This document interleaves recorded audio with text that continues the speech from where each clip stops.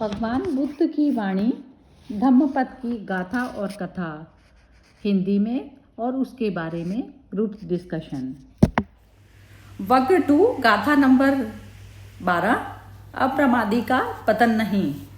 निगमवासी तिस स्थिविर की कथा स्थान जेतवन।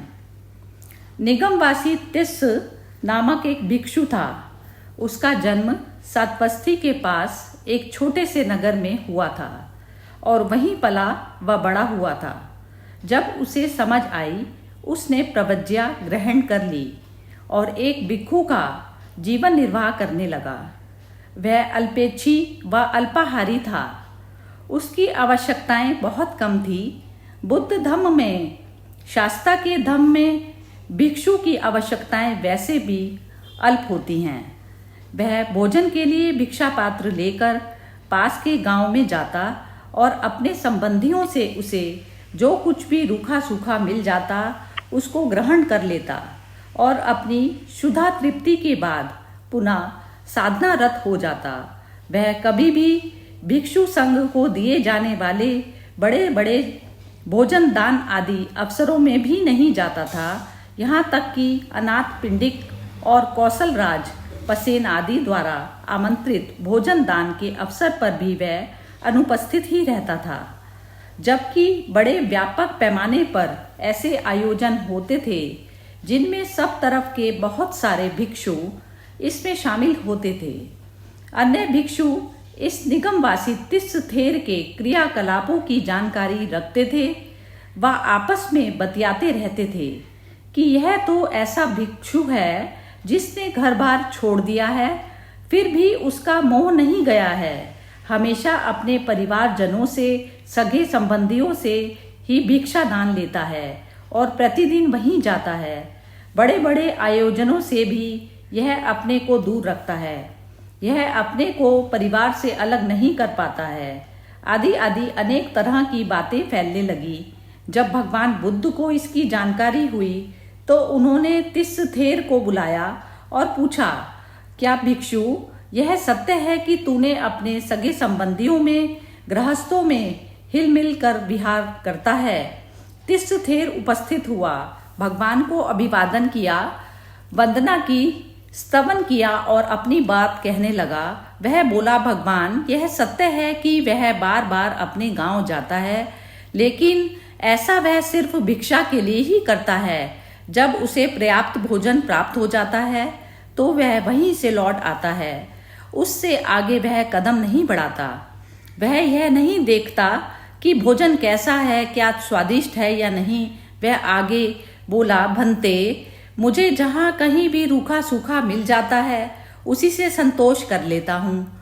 फिर भोजन के लिए नहीं घूमता हूँ। गृहस्थों में हिल मिलकर क्यों व्यवहार करूँगा? तथागत सम्यक संबुद्ध ने सभी भिक्षुओं के सामने उसकी प्रशंसा की और बोले, साधु भिक्षु जैसे तेरे जैसे ही अन्य भिक्षुओं को भी होना चाहिए। ऐसे भिक्षु का मार्ग फल से कभी पतन नहीं होता, बल्कि वह निर्वाण के निकट पहुंचा होता है। उन्होंने आगे बताया कि अपनी थोड़ी सी आवश्यकताओं के साथ संतुष्टि पूर्वक जीवन निर्वाह करना धम्म के अनुकूल है, मार्ग के अनुकूल है। यह आर्य मार्ग का उपागम है, अभ्यास है। सभी भिक्षुओं को थेर तिस के मार्ग का अनुसरण करना चाहिए। वह बुद्ध के मार्ग पर चलायमान है। सभी संबंध में तथागत ने कथा सुनाई। किसी समय एक गूलर के पेड़ पर एक तोता रहता था। वह पक्षी राज था। उसके बहुत से पक्षी सहचर थे, अनुगामी थे। धीरे धीरे सभी पक्षियों ने उसके फल खा लिए। पत्ते सूखने लगे, पेड़ निष्प्राण होने लगा। अन्य सभी पक्षियों ने उस आवास स्थल को छोड़कर अन्यत्र जाने का तय किया और अपने राजा को बताया। पक्षीराज तोता ने कहा, वह इस पेड़ को नहीं छोड़ेगा। अब इस पर अभी भी जो फल बाकी हैं वह इसी से गुजर बसर कर लेगा। उसने बहुत से बसंत इस वृक्ष की कोठर में बिताए हैं। चाहे जो भी हो वह यहीं रहेगा। सभी पक्षी उस पेड़ से उड़ गए, दूसरी जगह चले गए। वह तोता वहीं रहा। एक दिन शक्र ने व उसकी रानी सुजाता वहां आए और तोते की परीक्षा लेनी चाहिए। पेड़ को अपने दिव्य प्रताप से ऐसे हिलाया मानो वह गिर रहा हो, उसे ऐसी झंझावत दी मानो बाज झपट्टा मार रहा हो। फिर भी वह शुकराज कहीं नहीं गया, वह वहीं बैठा रहा। शक्र और उसकी पत्नी सुजाता तोते के पास गए और उसने पूछा, जब सभी पक्षियों ने यह पेड़ छोड़ दिया है तो फिर वह अभी तक यहाँ क्यों रह रहा है? दूसरी जगह आसरा क्यों नहीं बना लेता? तोता बोला, क्योंकि इस पेड़ के साथ उसकी कृतज्ञता जुड़ी है। वह इस पेड़ का कृतज्ञ है। इसने उसे बहुत लंबे समय तक अपना आश्रय दिया है, मीठे मीठे फल खाने को दिए हैं। मैं वह कैसे भूल सकता हूँ? जब तक मुझे इस पेड़ से पर्याप्त भोजन मिलता रहेगा मैं यहीं रहूँगा, अन्यत्र नहीं जाऊँगा। अगर यह उजाड़ भी हो जाएगा तो भी मैं इसके कृत्य को कैसे भूल सकता हूँ? कृतज्ञता कैसे विस्मृत कर सकता हूँ? उसका आसरा यही है। तथागत ने कथा का समापन करते हुए बोला, पक्षीराज तोता वह स्वयं थे और शक्र अनुरुद्ध था। तथागत ने उदान कहा, उत्साह में तत्पर और आलस्य में भय देखने वाला भिक्षु निर्वाण के सन्निकट ही होता है, उससे दूर के होने के योग्य नहीं है। जो भिक्षु अप्रमाद में रत है या प्रमाद से भय खाने वाला है, उसका पतन होना संभव नहीं है। वह तो निर्वाण के समीप पहुंचा हुआ है। ऐसा कहते हुए तथागत ने यह गाथा कही।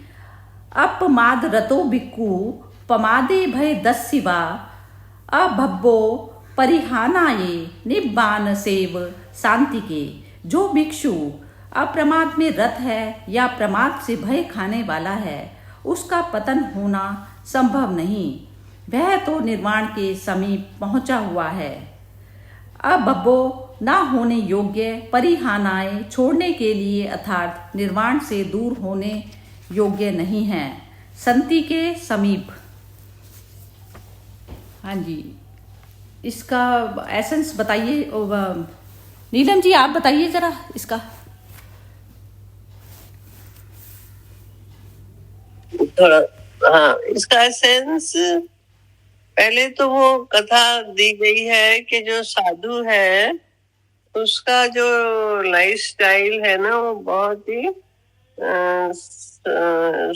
ही सिंपल सा होना चाहिए।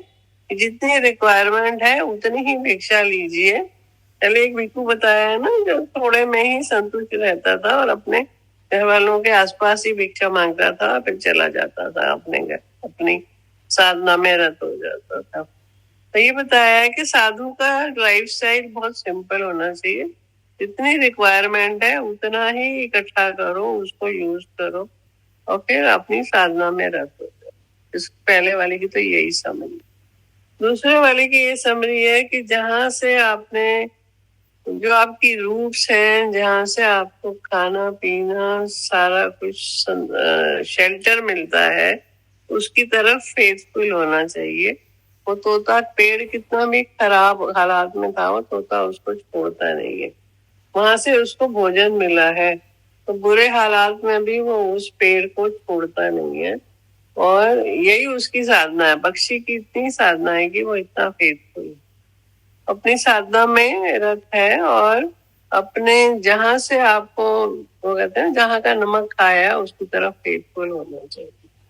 अब जहां से आपकी धरती है, जहां आपको बेसिक रिक्वायरमेंट मिल रही है उसकी तरफ फेथफुल होना चाहिए। तो वही है जो साधना में रत है, जो अप्रमाद के में मस्त है और प्रमाद के भय में रहता है, उसका निर्माण हो चुका है। यही है जो सच्चा रास्ते पे चलता है। सच्चे रास्ते पे चलना बहुत सिंपल है और वो अगर आप चलते हो तो आपका निर्माण हो ही। दोनों स्टोरीज का यही समरी है, दो तीन। जय श्री कृष्ण। हाँ ठीक है, बिल्कुल बढ़िया बोला है। और कौन चलो स्टार्टिंग से अनामिका जी आप बोलिए, सुनिए आपने स्टोरी ये। सरिता जी लेट ज्वाइन हुई थी मैं, ऑलमोस्ट आधा हो गया था स्टोरी। ठीक है, तो ये कौन बोलेगा? मोना बोलती हो तो पता नहीं, मुझे मालूम नहीं, मैंने तो देखा नहीं, आज पढ़ने में रहती थी। हाँ जी हर्षा जी आप बोलिए, चलो आप बोलो। अच्छा मोना बोल रही हो, बोलो। नहीं नहीं, मैंने भी लेट ज्वाइन किया आज। अच्छा चलो ठीक है। तो अभी कोई बोले फिर देखती हूँ। लेट ज्वाइन करा हो, तोता वाली स्टोरी के ऊपर ही समरी बता दे, उतना ही बहुत है।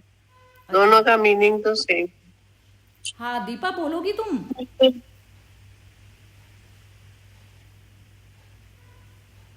नहीं जी, मेरे को तो अभी नहीं अच्छा चलो ठीक है। तो हर्षा समझ नहीं आया पूरी तरह से स्टोरी। हाँ ये स्टोरी का तो मेरे को भी आज थोड़ा सा इसमें डाउट है।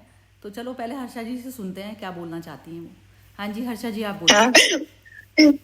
मुझे तो एक ही स्टोरी याद आया कि जब शेरविंदो थे, I am talking of 1930s, हाँ, तो तभी आश्रम का थोड़ा ये जैसे बोलते हैं ना कि पाठ जो चल रही थी वो पैसे की अछत की थी, क्योंकि लोग आते गए और फिर क्या फंड्स भी कमती होते थे, पर जो सादगी से डाइनिंग रूम शुरू किया था वहां में, बेसिक्स, हाँ, जैसे एक ही सब्जी में, एक ही दाल में सब्जी मिक्स हो जाती थी, और चावल वो मोटा चावल होता था, और कटोरी दही कभी होए कभी नहीं होए, केला होए नहीं होए, तो इसका पर ही गुजारा चलता था। तो शेरविंदो के जब वो चाय पीते थे ना, तो सभी शक्कर की भी कुछ शॉर्टेज थी, मालूम नहीं क्या था, तो शक्कर बहुत मिनिमम यूज होती थी, पर उनका ले मदर देखते थे कि थोड़ा सा शक्कर चाय में यदि मिले तो उनको अच्छा लगे। पर कई साल बीत गए, चंपकलाल जी उनको चाय देते थे, तो एक साधक ने ऐसे ही टेस्ट किया कि अरे तुम चाय बनाते हैं, शेरविंदो इतना अच्छा से पीते हैं, तो आप बताओ इसमें क्या है।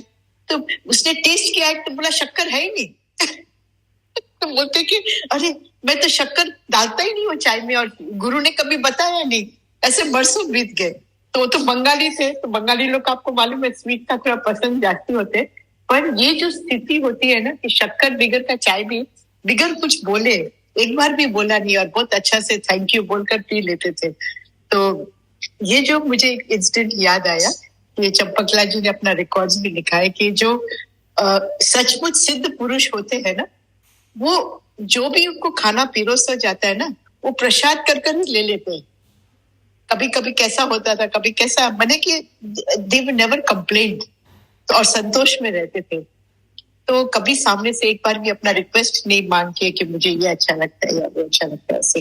तो मुझे ये इंस्टेंट याद आई तभी जब ये स्टोरी मैंने सुना ना, तभी तो जो राजा होता है वो खुद संतोष में रहता है।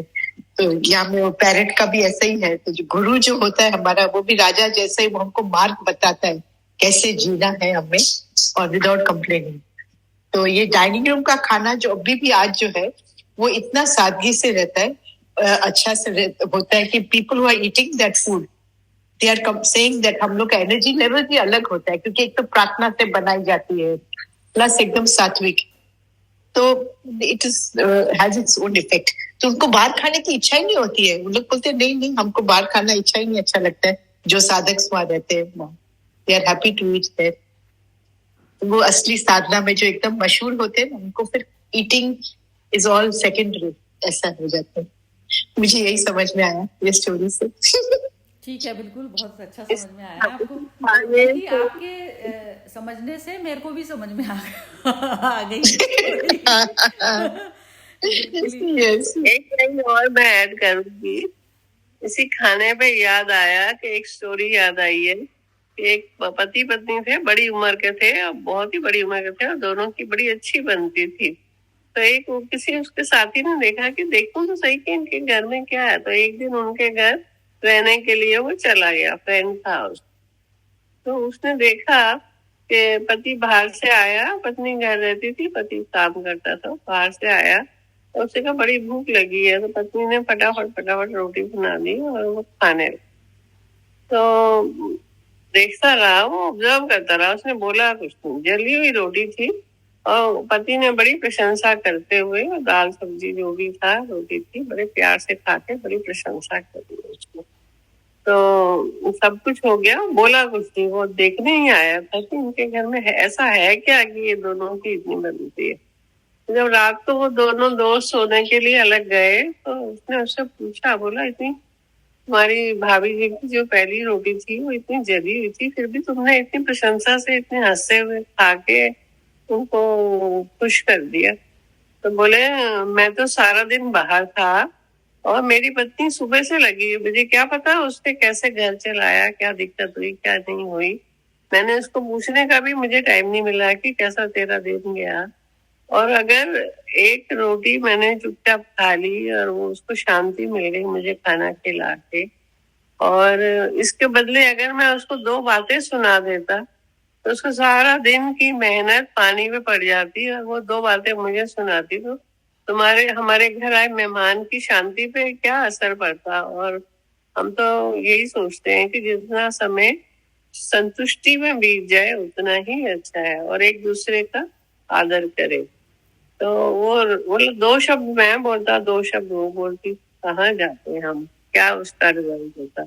मेरी एक रोटी खाने से सारा घर का एटमॉस्फेयर संभल गया, तो उससे बढ़ के और मुझे क्या चाहिए। बढ़िया, बहुत ही तो सुंदर। बेसिकली संतुष्टि वाली बात होती है बेसिकली। एक ने बोला, दूसरा चुपचाप शांति से वो नहीं सुन पा रहा तो दूसरे रूम में चला जाए, पर जवाब नहीं देना। घर गृहस्थी में जवाब देके कोई फायदा। हाँ, जय श्री कृष्ण। ये तो जैसे घर गृहस्थी की बात हो गई ना, तो इसमें ये जो चीज हुई इसमें जो इसका ना एसेंस ये था, ये सबके लिए, ये जिन्होंने नहीं सुना पूरी स्टोरी उसके लिए बता रही हूँ कि इसमें ना एक उदाहरण, एक उसके बारे में बताया था भिक्षु के बारे में, कि वो साधना करता था लेकिन अपने ही भाई बंधुओं से भिक्षा मांगने के लिए जाया करता था। वो दूसरे जो कहीं से और कहीं इनविटेशन आता था तो वो वहाँ नहीं जाता था, जहाँ पर उसको 56 भोग खाने को मिलते थे तो वहाँ नहीं जाता था, वो सिर्फ वहीं जाता था। तो उसमें भिक्षु लोगों ने कंप्लेंट की कि ये तो जो है सिर्फ अपने वालों में ही जाता है और उसकी अटैचमेंट खत्म नहीं हुई है अभी। तो तब जब वो बुद्ध की उसमें सभा में जब उपस्थित किया गया उसको, तो तब बुद्ध ने उससे क्वेश्चंस पूछे कि तुम जो है क्या किया तुमने। तो उसने ऐसा बताया कि मैंने सिर्फ जहाँ तक मेरे को मैंने अपना उसका नहीं देखा, जितनी भूख है बस भूख से ज्यादा में मैं मतलब दूसरे घर में मैं नहीं गया, बस भूख जहाँ मेरी तृप्ति हुई मैंने वहीं पर ही भिक्षा खत्म कर दी, और उसमें मैंने कोई कंप्लेंट नहीं की कि कैसी मिली मुझे कैसी नहीं मिली। तो इस प्रकार से बुद्ध ने उसका जो है स्वागत किया उसमें, कि भिक्षु को सही बताया, उस भिक्षु को सही बताया। दूसरे लोगों को उदाहरण के तौर पर उन्होंने एक स्टोरी सुनाई कि ऐसा जो है, एक उसमें था पक्षी की स्टोरी सुनाई कि वो एक पेड़ पे बैठे थे, तो उसमें सारे पक्षियों ने उस पेड़ को छोड़ दिया क्योंकि उसमें फ्रूट्स खत्म हो गए थे, और वो जो है एक पक्षी जो है उस पर बैठा रह गया। तो ये चीज बताई। तो इससे मैं इस स्टोरी में ये भ्रमित हो गई थी कि यदि वो जैसे एक चैतन्य हमारा स्वभाव है, चैतन्य मतलब मैं स्वयं हूं। तो मुझे ये स्टोरी में थोड़ा सा कंफ्यूजन यहाँ पर आया था कि उसने यदि एक बॉडी ली हुई है, जैसे किसी ने बॉडी ली हुई है, और आप मनुष्य की चेतना कहीं दूसरी जगह ट्रैवल कर सकती है, पक्षियों पे और उस पे तो पेड़ पौधों उसको तो फिर भी होता है कि बुद्धि का रोल इतना नहीं होता, उनका फिजिकल नीड जो है वो अपना एक उससे बंधे होते हैं। जैसे एक पक्षी है या गाय है, तो गाय एक घास खा के ही काम चलाएगी, उसको दूसरी चीज नहीं समझ में आएगी कि नॉनवेज खा ले या कुछ खा ले, यदि कोई चीज की अवेलेबिलिटी नहीं है। लेकिन मनुष्य की चेतना इस तरीके की होती है कि वो शरीर के लिए, शरीर की रक्षा के लिए, तो वो किसी को मारेगी तो नहीं, लेकिन वो उस शरीर को सुरक्षित रखने के लिए वो खा लेगी। ऐसा हमारे उसमें ऋषि मुनियों के उसमें बताया जाता था कि जैसे ऋषि लोग, एक बार मदर सुनाती थी कि स्टोरी की तपस्या कर रहे थे, तो वो उठे तो उनको बहुत भूख थी, तो उन्होंने मरे हुए कुत्ते का मांस खाया था। तो इस प्रकार से जब आप जीते हैं तो शरीर को शरीर का दे दिया, तो ये भी एक सम्यक स्थिति होती है। तो इसमें लेकिन उन्होंने ये बोला कि ये जो वो एक राजा वाली जो फैमिली थी ना, तो वो कह रहे हैं कि वो पेड़ और वैसा था और वो था, दोनों चीजों का उदाहरण देके जो बताया। तो एक अवस्था एक ऐसी होती है, ध्यानस्थ अवस्था होती है कि जिसमें मैं चैतन्यता में स्थापित होने की तरफ पर काम कर रही हूँ, बॉडी और मन से मेरा कोई लेना देना नहीं, उससे तादात्म्य मैं अपना खत्म कर रही हूँ। तो वो साधना होती है अप्रमाद की। अप्रमाद उसको कहा जाता है कि जिसमें मन विचार उठते हैं और विचारों को आप जो है खत्म करते हैं, जीरो पर लाते हैं। तो अब क्या होता है, जैसे जो जितना अप्रमाद की सिचुएशन में स्थापित होता है, एस्टेब्लिश होता चला जाता है, तो उसके विचार उतने खत्म हो जाते हैं। और ना वो प्रिफर करता कि उसमें विचार बनाए जाएं। अब जैसे भोजन ही उसके सामने कोई आया या कोई व्यक्ति भी आया तो वो इतना इम्पोर्टेंस उस चीज़ को देता ही नहीं कि इस पे विचार बनाकर और इस चीज़ के साथ में आर्ग्यूमेंट की जाए या कुछ किया जाए। तो वो होती है ध्यान की अवस्था कि जीरो पे, तो जितनी बॉडी लेवल है वो मिनिमम पर ही संतुष्ट हो जाता है। बॉडी कुछ नहीं कहती है, मन कहता है बार बार। तो मन को क्या करना है, आपको जीरो करना है। बॉडी की थी, भूख से लिमिटेड थी, आपने उसमें थोड़ा दिया तो भी बॉडी शांत हो गई, तो कुछ ऐसा नहीं होता। तो ये होती है पूरी परमानेंट। जब आप ध्यान की अवस्था में चले जाते हैं तो आप ना तो किसी से पंगा लेते, ना बैर मोल लेते किसी से भी, अपना आपसे आप कोई क्वेश्चन उठाते ही नहीं कि आपको इस मनुष्य से कुछ प्रॉब्लम है। तो वो होती है गहरे ध्यान की अवस्था। तो जितना जितना हमारा ध्यान में गहराई होती चली जाती है, गहराई इन द सेंस कि बॉडी और माइंड से आप परे होते चले जाते हैं, तो उतने आपके विचार बनने खत्म होते चले जाते हैं। तो जब विचार खत्म हो जाते हैं तो आप किससे क्या करेंगे? जो आपके सामने जो चीज आ गई, वैसे भी आप निमित्त मात्र करके करते हैं। आपका यदि निमित्त नहीं थे, आपके हाथ में वो चीज आए भोजन, तो आपके हाथ में नहीं आएगा वो, चाहे पक्षी खा जाएगा कोई, तो नहीं आएगी वो चीज। इतना ज्यादा ईश्वरीय उस पे इच्छा पे समर्पित हो के मनुष्य जो है जीने लग जाता है, वो ऐसी अवस्था हो जाती है। लेकिन यदि अवेलेबिलिटी है और उसका मन कंट्रोल में है, कंट्रोल में मतलब कि उसको यदि 56 भोग मिले हैं, 56 भोग में मन से नहीं खा रहा, वो सामने उसकी अवेलेबिलिटी है, तो वो अपने मन की कर लेगा उसमें, लेकिन अपने मन को चलाएगा नहीं कि ये चीज मिले, जैसे एक संसारिक मनुष्य चलाता है। तो ये अवस्था इंसान को पता होनी चाहिए कि जैसे हम छोड़ते हैं ना, हमारे लिए व्रत प्यास वगैरह भी इसीलिए बताए जाते हैं कि हम थोड़ा सा साधना सीखें।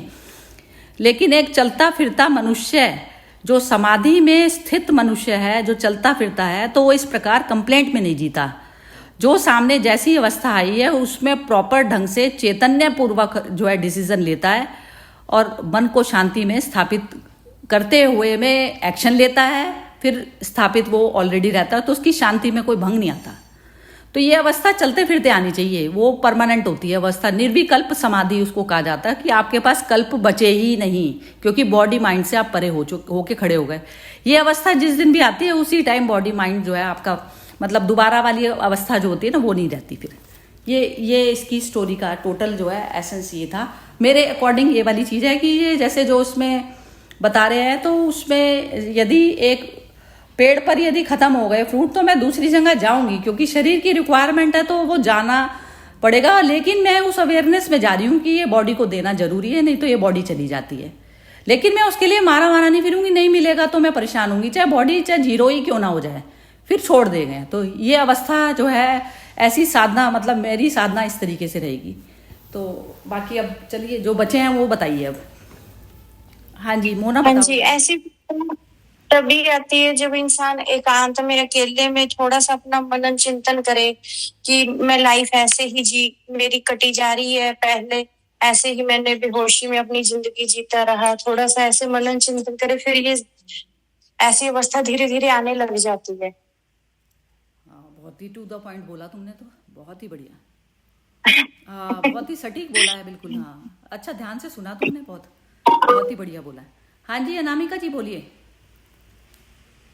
बहुत सही था जी, जितना भी अभी मतलब आपने बोला उसमें वही है कि जब ये अवस्था आ जाती है तो एक संतुष्टि भाव आ जाता है मन में।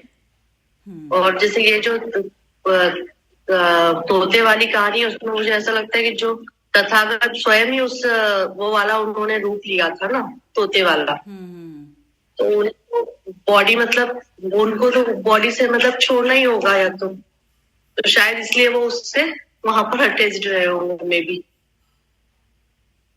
बस इतना ही समझ में आया। एक मिनट दोबारा बोलना, ये वाली लास्ट लाइन जो बोली। इसमें जो ये तोता था वो तो स्वयं तथागत थे ना, तथागत ने बोला कि वो मेरा ही जन्म था। हाँ हाँ हाँ, अच्छा ठीक है ना, वो उससे जो मतलब वो उस पे ही रहे ना, पेड़ पर ही। हाँ, गए नहीं वो छोड़कर।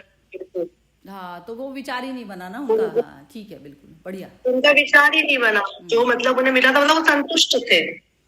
मतलब वही बॉडी चले भी जाएगी तो मतलब उसको उनसे कुछ लेना देना, मतलब उनको ध्यान था ना कि ये मतलब वो खुद ही उस शरीर में है, मतलब चैतन्यता में थे वो। हाँ, यही जो आप यही है, बिल्कुल यही, बहुत ही बढ़िया। हाँ जी दीपा जी बोलते हाँ? एक दोहा, एक लाइन। हाँ, एक मिनट दीपा बोल रही है। हाँ जी बोलिए। अच्छा अच्छा, मुझे लगा कि शायद आपने मेरे को बोला। हाँ मैंने आपको बोला था, लेकिन नीलम जी को कोई बात नहीं, नीलम जी आपकी बात बोलेंगी, आप बोलिए।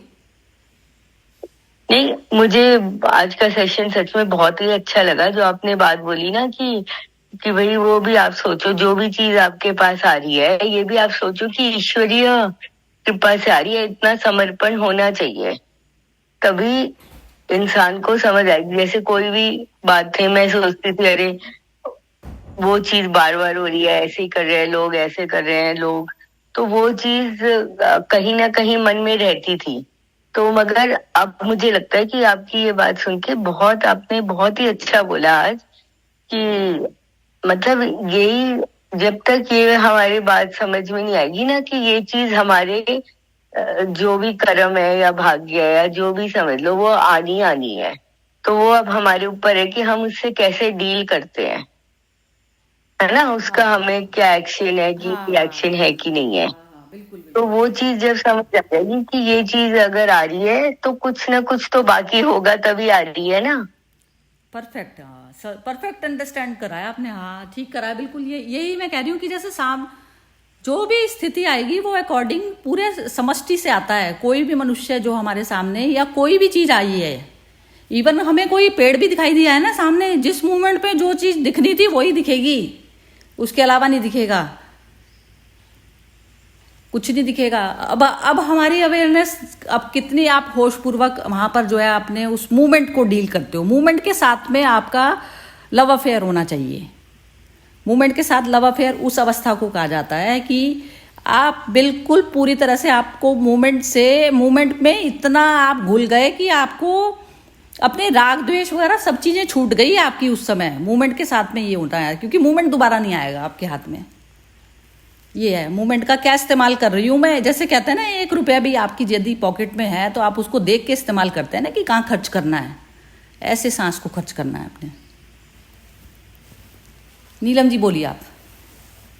हाँ जी, एक लाइन है ना रामायण में, सीताराम सीताराम सीताराम कहिए, जाहि विधि राखे राम ताहि विधि रही है।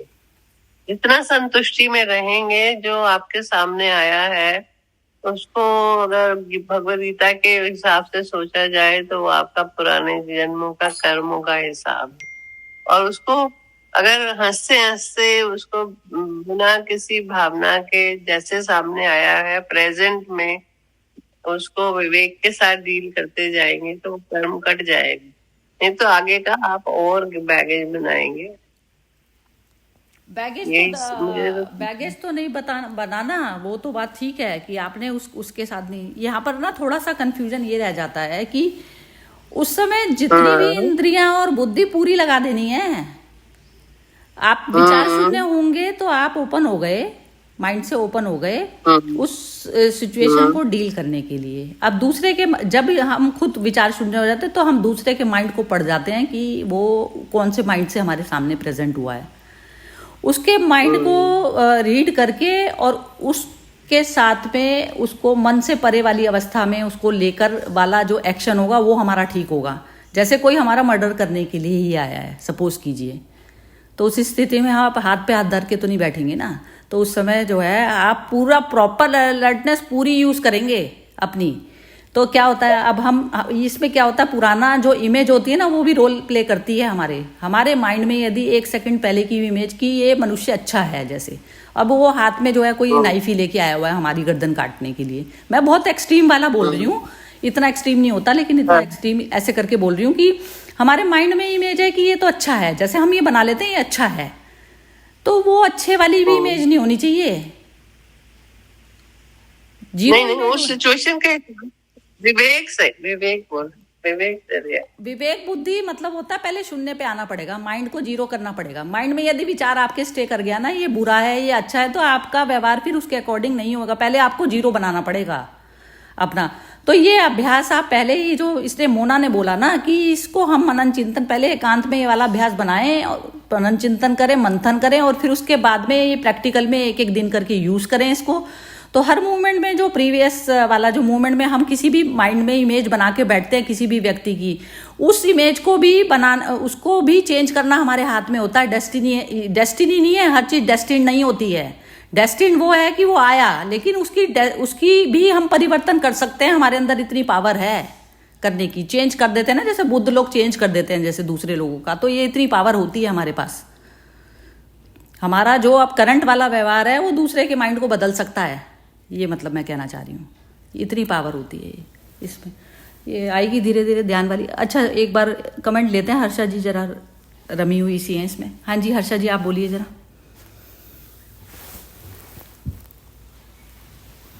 हाँ, मैं इतना ही बोलने चाहती हूँ कि जैसे अभी आपने बोला ना कि डेस्टिनी चेंज कर सकते हैं, तो वो एकदम हकीकत है, क्योंकि आपका इसका स्वभाव का बदली नहीं कर सकते, but every moment you are changing yourself, so destiny is changing for you. So that is what is changing destiny. Perfect. आपको परिवर्तन अपने आप में ले आ रहे हैं, तो आपका भावी भी परिवर्तन होएगा, इसमें कुछ नहीं। हाँ, तो ये जो हमारे विश्वास से होनी चाहिए, बिलीव, कन्विक्शन कि this is not a philosophy, this is a way of life and we can change that destiny, nothing is impossible. Perfect. चलो, सुंदर सेशन रहा, डिस्कशन तो अच्छा ही हो गया। अच्छा मोना, और ये अच्छा वो तो निकल गई है अनामिका जी, तो वो जो है थोड़ा सा हल्का सा टाइम पे आए, और नहीं तो बता दें, थोड़ा सा है ना वेट हो जाती है। अब मंडे से अब 3 दिन मेरे पास, तो 3 दिन बचेंगे, फिर उसके बाद में देखते हैं। वो बिम्मी जी वो कर देंगी, हर्षा जी ये, और नीलम जी और मोना, ये मेरा लिंक ये ओपन रहेगा, तो आप लोग कंटिन्यू रखिएगा। एक दिन तो ट्रैवलिंग का है ही, अगले दिन यदि मौका लगेगा तो मैं ज्वाइन करूंगी, ठीक है? ज्वाइन कर दीजिए, नथिंग इज इम्पॉसिबल। यदि टाइम वो मेरे को पता नहीं डिफरेंस कितने आवर्स का डिफरेंस होता है ना इसका। 8 घंटे का डिफरेंस है। 8 घंटे का डिफरेंस है, अच्छा। हाँ, 8-7 घंटे का। हाँ तो ठीक है, फिर पक्का कर लूंगी यदि सूटेबल वो एक्चुअली। उससे भी कम ही होगा, क्योंकि लंदन से इधर का 4 है, तो उसका होगा 6-5-6 ज्यादा नहीं होगा। चलो ठीक है, आपका ब्रह्म मुहूर्त में हो जाएगा। मैं नहीं उठती, मेरे लिए तो मैं उठती हूँ तब ब्रह्म मुहूर्त होता है। वही हंसती हूँ मैं। ठीक है, आप आएंगे तो अच्छा लगेगा, नहीं तो भगवान का नाम है, इट विल कंटिन्यू। ठीक है, यू नो, ओके जी। चलो, इसमें रुकना नहीं है, वो तो है ही है। अभी मंडे से वेडनेसडे हूँ मैं, ठीक है, ओके जी। तो गीता कभी करेंगे? गीता मंडे है, गीता मंडे ही है। गीता मंडे को है, ठीक है, ओके। यदि आप चाहते हैं हर्षा जी तो सैटरडे भी हम गीता कर सकते हैं, यदि ये, क्योंकि वो कबीर का सेशन। नहीं, हमको तो ये बुद्ध का तो बहुत अच्छा लगता है, बिकॉज इट्स वेरी प्रैक्टिकल। अच्छा, तो फिर मंडे हमने गीता का रखा हुआ है खाली, ठीक है। गीता भी प्रैक्टिकल, और ये हम लोग को नया सीखने को मिलता है। हाँ, नहीं, बहुत ही बढ़िया स्टोरीज के। गीता भी मैंने कभी इतना डीप स्टडी नहीं किया, मुझे तो दोनों ही अच्छे हैं। वैसे भी ना, स्टूडेंट स्टोरी में क्लैरिटी अच्छी हो जाती है इसमें। हाँ, स्टोरी के साथ पैराबल्स, जैसे रामकृष्ण परमहंस पैराबल्स बहुत बोलते थे ना। हाँ, तो वो बढ़िया होता है, उससे क्लैरिटी आ जाती है। चलिए, ठीक है, उससे क्लैरिटी आ जाती है। हाँ, यस। ओके जी, जय श्री कृष्ण। ठीक है, ओके।